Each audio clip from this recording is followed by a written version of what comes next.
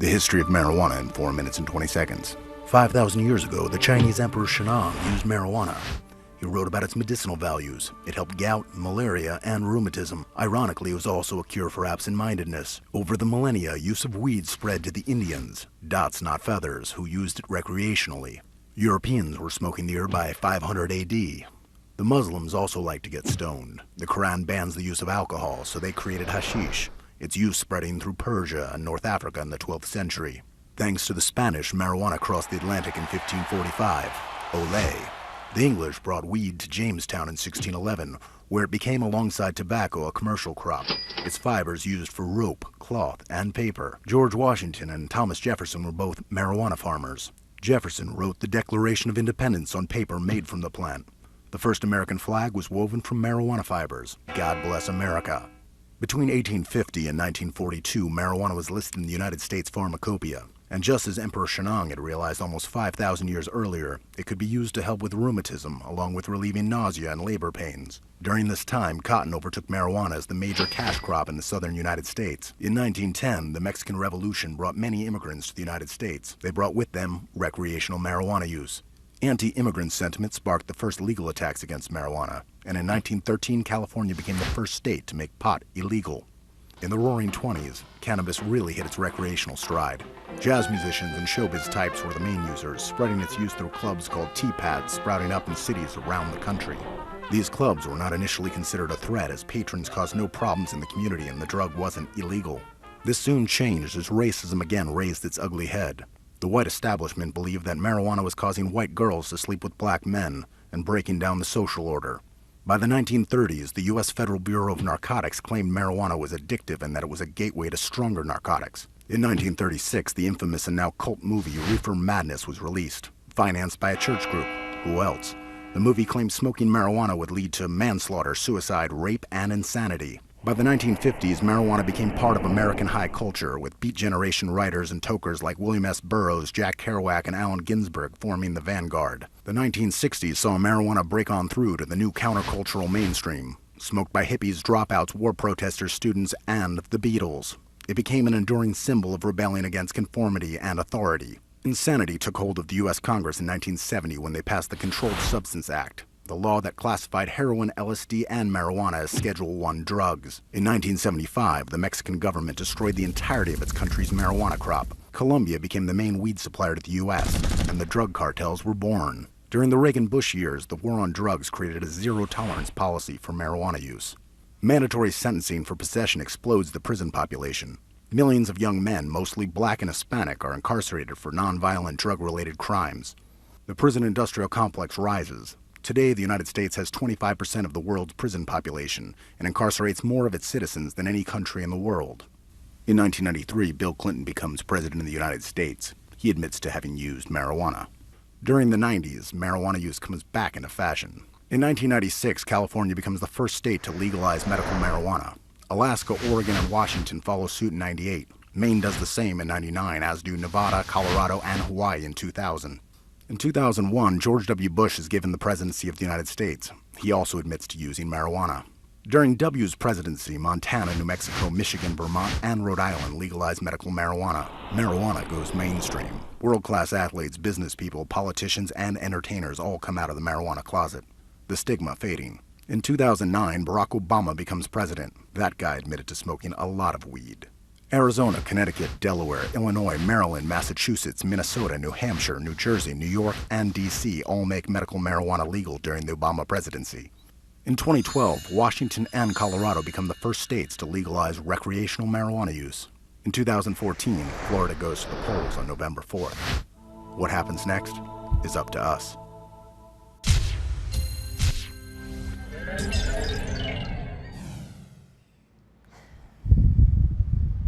Hello everybody, I'm George Zito, host of Cannabis Then and Now, and we have another great show. I know I keep saying that, but it's the truth. We have Doug Breakstone, my usual co-host, isn't here tonight, but we got a great fill-in, my friend Cindy Day, who does a lot for the cause. Very accurate lady, and it's got a really big heart, and she helps out in so many things and for so many years. And Cindy, I'd like for you to say a few words about what's coming up in the cannabis industry and with the Epilepsy Foundation. Well, first, I'm excited to be here. On August 15th in Middletown at Zor Pond, we are going to participate in the 29th annual mud volleyball fundraiser for the Epilepsy Foundation of Connecticut. As epilepsy is an approved ailment for medical marijuana use, we're just going to bring out the awareness and try to push the pediatric bill a little bit further for next year. So this is the 29th year of the epilepsy? Yep. And it's the first year that... A marijuana group is going to be in the event. 215 teams, I think it is. It's really exciting. It's really exciting. And you did that? We did that. We did that. Thank you, Cindy. You're so cool. I love that. I love that. So yeah, so if you're interested in participating or coming out and cheering, can I plug the raffles? Yeah, sure. MagicalButter.com has donated a magical butter machine. There is a $50 gift card to Rock and Smoke. They will be left, somebody will be leaving with them. It's not a raffle that you have to pay for, it's a general entry. And once again, what day is it? And It's where Saturday, is it? August 15th. It's in Middletown. It's Zor Pond, I believe. But if you want to find out more information, you can always email hempct@gmail.com. And we'd love to have you on our team. All right, and we're looking for players too. Still, Yeah, right? 2 females. We need 2 females on the court at all times. So, girls, come on. Thanks, Sin. And Sin, what you want to say something else about the direct initiative or something? Oh, to cover Doug's spot about the law end. Okay. We have been reaching out to find out how to get direct initiative here in Connecticut. It's been for months, no reply. I had to get a little wordy, and all of a sudden everybody's writing back. We now have the method to bring direct initiative to make an amendment to the Constitution, which is going to take a year or 2, but we're working on it. So, Really? Say progress. That's what it's all about, right? Thanks, Sin. Thank you. And now, I have my buddy Colin here, who's another great person. And Colin's going to talk about a few different things. And if you remember, Colin, well, I'm going to bring that up. First, I want to say thank you, George. Thank you so much. Cindy, you're awesome.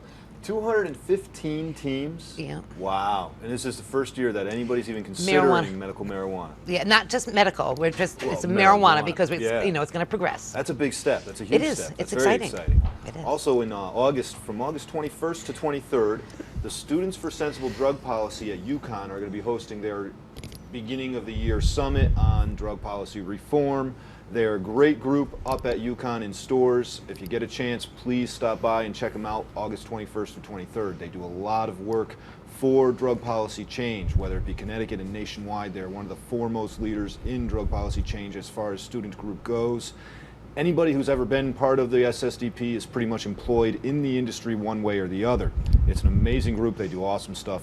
Go be a part of the Students for Sensible Drug Policy. Do they have Facebook? They do have Facebook. They're on Facebook. Students for Sensible Drug Policy, I believe UConn. Awesome. You have to look for the UConn link. I think there also is a nationwide link. Outside of that, there's some other exciting stuff happening in Florida, I understand, with laws. Did you know anything about that, Cindy? You know, honestly, no. No? I've been so... I know I think it was Washington State, just $38 million went to the government. Really? You know, Isn't that great? Things are changing. In revenue? In revenue. Wow. Things are changing. More money, always, more you know. money into the systems. They If we need only to could get change here. control of it, you know what I mean, and stop the BS and really get some goals done, you know? Exactly. I think, you know, what we have to do is, you know, people, it seems like they go in different directions. With the cannabis, you know, it's like behind closed doors, people say one thing. And then when you confront them to be on a show or talk about it in public, it goes the other way. What we have to do, I feel, the people like us who believe in what we're doing, we have to unite and really put it all together as one unit. And it doesn't make a difference what the goals are for one organization or another. All the little organization, we pull it all together in one big, great direction. Unite for the fight. You know what I mean? That's right. Everybody has to be vocal. Crusaders for cannabis, that's what I like to say. That's right. And everybody has to be vocal. You have to go out and talk to people about it. You can't be embarrassed. Exactly. Listen, you should be more embarrassed about going out and drinking than you should be about going out and You smoking. should be more embarrassed about not talking about it. And another thing too, I like to get I like to do. I like to get us with petitions when we need something. It's not just when you tell somebody, call your congressman, call this, call that. People just don't do it. But if you're at an event and you have a petition and it's there and you have them sign it, you know what? The power is in the names that you get. If we get 250,000 names on something, you know what? The politicians are going to pay a little attention to what's going on. Exactly. You know, and it's all about the corporate money. It's us little guys. We pay, and we pay dearly. You know, I want to see change. I want to see it fast. I think if we all get together, it's going to be cool. Speaking of paying dearly, can we introduce the next? Right. We're going to talk about my friend Tim here. And it's funny, but we talked about this before, the jail systems, how the United States has the biggest jail system in the world. Prison for profit. Prison for profit, and Colin, you're 100% right. It's a crime, is what it is. It's a crime. Too many of our brothers, Latino and black brothers, are getting arrested for minor marijuana charges. You know, I mean, you catch the drug cartel who laundered $70 million, okay, with the banking systems. Nobody got arrested. And you catch a mother with 3 children in Georgia that had $31 of marijuana is doing 12 years. Come on. What's going on here?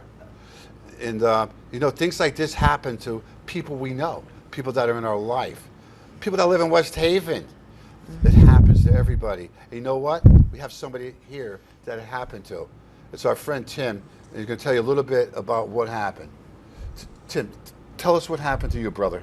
All right. Well, basically, I'm a medical marijuana patient. I became a patient at the beginning of the program. Prior to the program beginning and prior to becoming a patient, I actually did not use medical marijuana. I was requested by my doctor to try it for my injury. As you can tell by the side of my head, I have a scar running completely down it. I was pulled into the program for the first 2 years of the program. We were told that no matter how we obtain medication, we'd be free from arrest and prosecution. Patients basically believe that. I glanced over at the laws real quick, and it basically seemed like that. At first in Rhode Island, I was actually robbed for a little bit of money when I tried to take a caretaker. I don't know if you guys heard about the scams on Craigslist that some of the they weren't drug dealers. Well, before dispensaries opening, I ended up making the calls, and some people told me they were caretakers. They meet me by the border, meet me at a place by the border, you know, and it actually turned out that they weren't caretakers. I put a complaint in with the police department down there about that. After that, it became illegal, federally illegal, to purchase off the street or across state lines. That was within the boundaries that we had to stay. So for the next about year, I believe it was, the only way a patient could stay within federal restrictions and state regulation was to cultivate their own marijuana. Patients were doing it. Every patient was basically doing it. They maintained their legal limit, just like it was stated. I believe it Lawler, Malloy, and Rubenstein actually had a meeting, and after that meeting, Lawler stated, no matter how you obtain it, whether you grow your own, you won't be arrested. That was the only option legally for patients. Well, prior to dispensaries opening, I was arrested for personal cultivation, home cultivation of less than an ounce of usable marijuana. I wasn't a drug dealer or anything of that nature. At the time, my ex-wife was epileptic. She was also a patient. So this was prior to dispensaries opening. We would extract, and we would both, you know, pursuing it. Well, I ended up, the police ended up taking everything, sent in an application for arrest warrant one night, and a public defender signed it, or a prosecutor signed it. I guess a new younger prosecutor signed it, and because I don't have the money now to buy an actual attorney, this has been going on for a year. I've been going through the system. I'm looking at like 70 years, I believe it is. It's 3 felonies and a misdemeanor. It's pretty big. When did this happen? When did This happened in July of 2014, Wow. before the dispensaries So it's a year. opened. So you're Yeah. still fighting it, or you have a lawyer? Still fighting it today. No, I have a public defender. I don't know if it's going on trial. They basically pushed it so it went on trial. They wouldn't allow me to speak. I wouldn't plead guilty or not guilty because honestly, I don't believe there was a crime. They arrested me for cultivation of marijuana and maintaining my legal limit, which the state said, as well as the law has proved, that I shouldn't have been arrested for. That's in Connecticut? This is in Connecticut, Milford, Connecticut, at the Milford Right. Courthouse. We can't, are we not supposed to cultivate in Connecticut? Or I know all the other states. Well, it's okay. currently in Connecticut, once a dispensary is opened, we are not allowed to cultivate marijuana in Connecticut. Unfortunately, like Tim does say, fortunately for Tim, but unfortunately for the state, before dispensaries opened, when you have a medical marijuana program in place, what on earth, why would you have a medical marijuana program in place if you don't have a place to purchase marijuana? So now you're telling me I can have a card, but I can't have marijuana? That sounds a little absurd. So of course you have to be able Right. to produce. Now, what Tim was doing is actually the most realistic way of getting access to marijuana. You know Safe what's being put access. into it. You know if there's pesticides in it. You don't know. I mean, we're lucky enough now with the dispensaries that they get tested, but still, you buy something off the street, you had no idea. You know, but currently, yeah, you can't cultivate in Connecticut. It's a Yes, this was there's- well over a year ago prior to dispensaries opening. I don't personally cultivate now. Actually, after the police ended up removing everything from my house, so I already suffered from severe traumatic brain injury. I ended up abandoning my residence. Shortly after, with court going on, everything happening, I was going back. I went 14 times prior to them putting it on the trial list. They had me going like every other week at first. I ended up losing my career. I lost everything I had. Right now, you know, I have no income. I lost everything I was. That's a I mean, shame. they took everything away from me. Like everything away from me. And it's because I'm standing up for myself, because I refuse to stand down. I refuse to admit guilt for something that they told me that, you know what I mean? Timmy, that's unbelievable, man. I'll tell you the truth. You know, I call it a low-hanging fruit on the tree. You know, the government needs to fill these jail cells, or Yeah. they're going to pay for having an empty jail cell.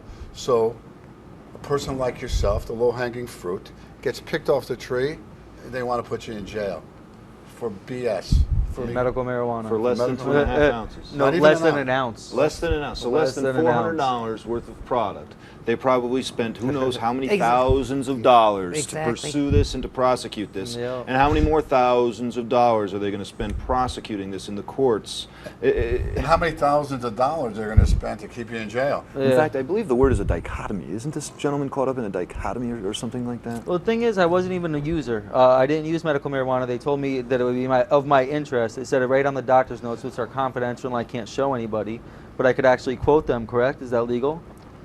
You could call Well, it. We're on public television. I'll summarize. me. I'll summarize the fact that I Verbatim. did not use marijuana since high school. I attempted it. I didn't like it until I had a disability, and I was actually pushed into it. Your doctor, My doctor for the medical marijuana sent this over to the DCP. Sent over that I did not use medical marijuana and that I was an A+ candidate for medical marijuana. This is from the neurologist, the head doctor who did medical, in Branford, Connecticut, who still to this day is a medical marijuana doctor. and this got to be stressing you out more than It's- ever with this on your mind, brother. It's destroyed me. I can't concentrate on anything else. I don't have the ability to go back to work because every day of my life, the only thing is I wonder why. I asked them why they're prosecuting. I want to break this down. I want to figure it out. I want to know what's going on, and they can't give me a response. The Department of Consumer Protections, last time I spoke with them, and they refused to give me anything in writing because it made no sense. They tried to tell me that the only way I could obtain medication prior to dispensaries opening was from the non-existent dispensaries. Any other way I could be arrested if I had it in the vehicle. I could be arrested if they thought I got it off of the street. They said they could arrest us for any reason if we were cultivating. There was no safe access to medication prior to the dispensaries opening. They don't- refused to put it in writing, but this is what I've been told. Don't you think, though, the bill and the program itself had loopholes just to save everybody's behind? Well, Well, it did, but the unfortunate problem is I don't honestly think they're going to let this go easily because it's an unfortunate situation that this prison for profit, that this police state, that these courts end up doing what they're doing, but they're going to be looking to make an example out of somebody, it seems. Exactly. Yeah. You're a groundbreaker, which is awesome. And Unfortunately, it's unfortunate that cultivation was involved because Well, the state this is the frowns thing. heavily down upon cultivation. They do not want any. If indeed they accept the fact and write your letter, in my opinion, and write you a letter, I think that it would open the door for the 75 other cultivators that are currently waiting for judgments to pass There you go. to go free. Exactly. So now they need to set an example, and it's unfortunate. It's very unfortunate that you ended up being that guy. I do wonder how many people actually were arrested like me It prior just- to dispensaries opening. I know of some. I've met a lot. I met a lot of people who, if they weren't arrested, they had their cannabis thrown away or disposed of by the police. Yeah. You know, just as a good faith. Disposed of As by yeah. the police. I wonder how Yeah. they disposed of it. I Yeah, in know. the back parking lot. I'm sure they burned it. Smoked that bad boy. Yeah, exactly. They burned it all right. Definitely. Get a hold of me though, Timothy Yankee. You know, you can find me on Facebook. You can get me by email, tim.yankee@ymail.com. If you are a patient out there and you were arrested, or if you were retaliated against just for being a patient prior to dispensaries opening, I really appreciate you trying to get a hold of me and just be there with me, because I know this happened to multiple other people. When is your next court date? Do you know? No, they did not really. They didn't give me a court date. They put me on the trial list. I refused to plead. I actually had a complaint in against the public defender because he was telling me that I was wrong. I refused to believe in him. He was telling me that the state was wrong. They put us into a program that had no way of safeguarding us. And when they told us we were immune for anything, No, he can post his next date, trial date on the if Cannabis Then and I Now. ever find out about it, it could be 3 years. They're just trying to keep me quiet and just push it Anything we along. could do on Cannabis Then and Now, we're on Facebook, we're on gmail.com, and do whatever you have to do. And if anybody's out there that could help Tim in any way, any lawyers, anybody, we're on YouTube, so we're reaching out for you people that would help a brother that could use some help, that doesn't have too much cash like the establishment has, you know? And 3 years, actually, and I know from your injury, and I know I've talked to you, and we've had conversations plenty of times, and I know that you're feeling very down, and you're up against a lot with this. But 3 years, in 3 years, there may be full legalization. In 3 years from now, there may not even be something on the docket to even discuss, and that The might reason be why the I'm gift here. you've been looking for. It just sucks that they can't give you the closure you want. Yeah, but it's going to be a continuous thing in my mind for the next 3 years. yeah. This was another, that's what me and my therapist have been speaking about. This was another traumatic event. They removed everything I had. They took everything that I was told that I could do, and I was sitting there waiting to be arrested. Do church. All right, folks, we're going to run a little PSA. And we're going to, well, we've got a couple more minutes anyway. That's what I love about Gambling. We can do anything, say anything, because here we are. Let's say something positive. Under the understanding that by the first of the year, Connecticut will have up to 3 more dispensaries in your area. So Yep. yay. That's beautiful. Yeah. Oh, anybody know what town they're going to be in? In New Haven. They're In the advertising for Haven the area. program on the radio now. There's been Yep. advertisements for the program on the radio. Yep. Okay, here we go. Let's see that PSA, and we'll get right back to this conversation. You laughing at? Silly.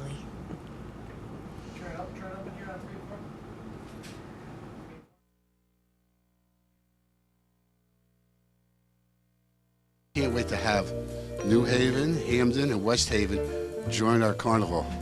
Sal, we're going to have a good one this year? I got all the parishioners praying for us for 5 sunny days again. Wow, we did have it last year. God, please help us. We need that sunshine.